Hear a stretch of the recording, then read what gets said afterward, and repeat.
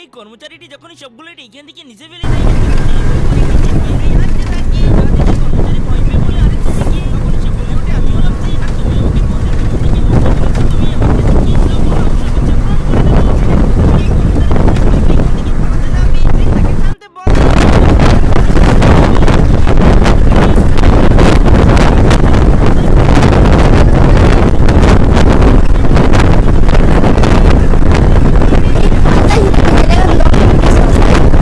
ইচ্ছার কথা বলে আমি তুড়ি মেরে এখনই প্রণ করে দিচ্ছি। এই কথা শুনে সে যখন জিনের সাথে কথা বলছিল, মালিক এইখানে এসে কর্মচারীকে মারতে থাকে আর বলে, তুই কাজ না করে এখানে ফাঁকি দিচ্ছিস কেন? তখন জিন বলে, এটা আমার মালিক, তুই তাড়াতাড়ি ওকে ছেড়ে দে, না হলে তোর নাস্তা নাবুদ করে দেবো। মালিক ভয় পেয়ে তাকে সাথে সাথে ছেড়ে দেয়। এরপর কর্মচারী যখন জিনের কাছে কিছু যেতে চায়, জিন তাকে একটি শর্ত দিয়ে বলে, তুমি যা চাবে তোমার মালিক 2 গুণ পাবে। এই কথা শুনে মালিক নাচতে থাকে আর বলে, আরে আমি তো আরো অনেক বড় লোক হয়ে যাবো। এরপর কর্মচারী যখন জিনের কাছে 1 কোটি টাকা চায়, সাথে সাথে জাদুকরি 1 কোটি টাকা দিয়ে দিল। ইটভাটা